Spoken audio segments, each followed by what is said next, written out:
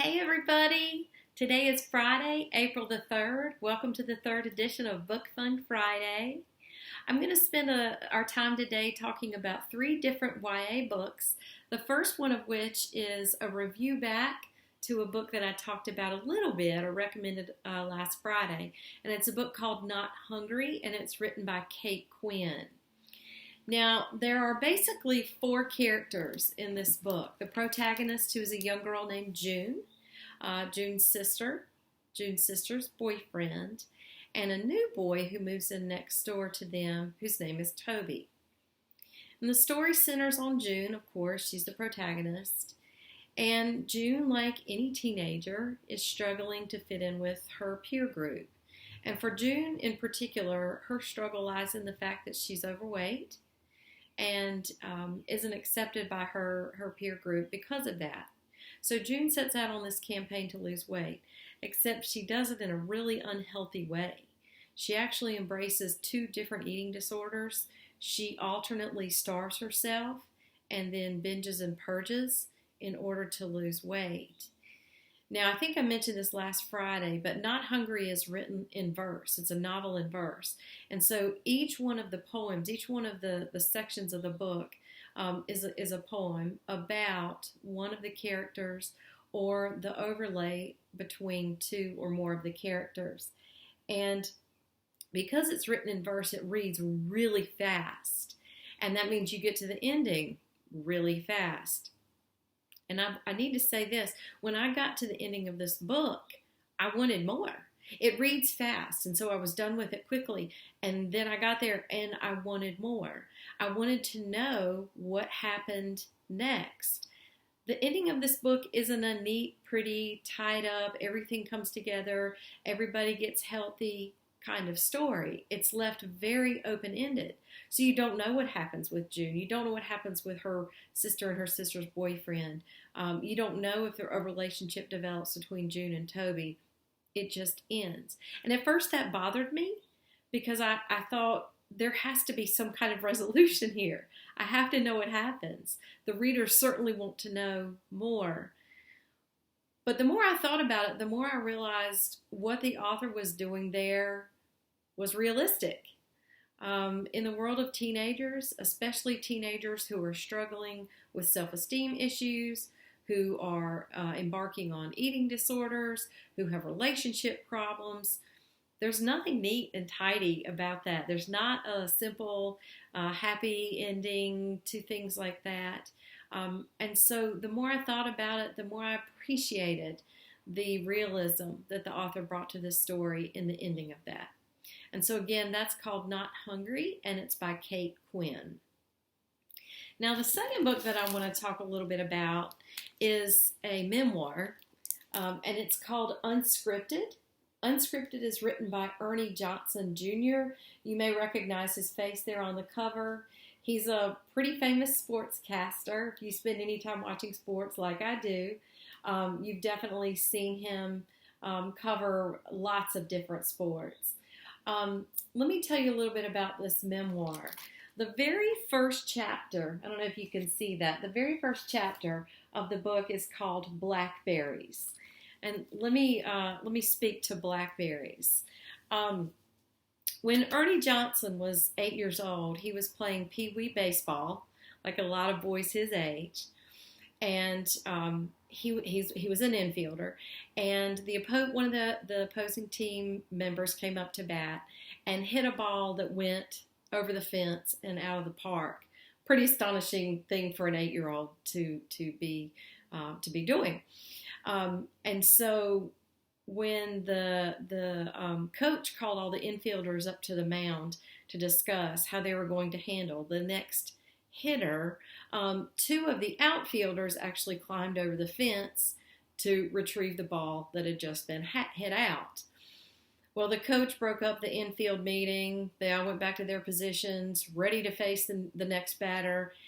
And they couldn't start the game because the two outfielders who had gone for the ball had still not come back from fetching the ball. Well, it turns out those two little boys had climbed over the fence to retrieve a baseball and instead had come across this big, heavily laden blackberry bush. And instead of retrieving the ball, they were standing near that bush and they were just eating blackberries instead of coming back to the game. And what Ernie Johnson, even at 8 years old, took from that moment was this: sometimes in life, you have to step away from the game, the job, the stressful situation, the things that are weighing you down, and just eat a blackberry. Just find the sweetness in whatever you can. Now, the reason I mention that, because that's chapter 1, is this. He learned a lesson from that blackberry bush, from that moment, that he has taken every day into his life, and he calls them blackberry moments. And it's a theme that runs throughout the entirety of this book. He'll write a story about something that happened, and he'll mention that was another blackberry, or he'll write about an event that he was able to partake in, and hey, there was a blackberry there too. And it's one of those symbolic, thematic conventions that runs throughout the story. It is a beautiful memoir. It's about faith, about family, about friends, about relationships. And it's an excellent reminder, especially now, that sometimes you just have to step away and find those blackberries. So again, that is called Unscripted, and it's a memoir about the life of Ernie Johnson Jr. The last book I want to talk about today is historical fiction. I love historical fiction. I don't know if you all are historical fiction people out there, but I absolutely adore historical fiction. And this book happens to be titled Never Fall Down, and it's written by Patricia McCormick. She's one of my all-time favorite YA authors. The protagonist in this book is based on a real man whose name is Arn Chorn Pond. When Arn was a young boy growing up in Cambodia, he was just living his life, playing with his friends, having experiences as a young boy. And then the Khmer Rouge came to power in Cambodia. And he was almost immediately conscripted into service to fight with the Khmer Rouge soldiers. And I'm going to share a passage from the book that captures Arn's voice. And what I really love about Patricia McCormick's writing in this particular book is she writes the way Arn talks. So it's not perfect English, and you'll catch that here. So again, this is a passage from Never Fall Down, and it's in the voice of Arn. Tonight, I'm lucky. Again, I'm cook. I can sneak some extra rice, and this time save it for myself. A Khmer Rouge, he comes to the kitchen with something sticking on the end of his bayonet. He puts it on the plate and says, "Here, fry this for me."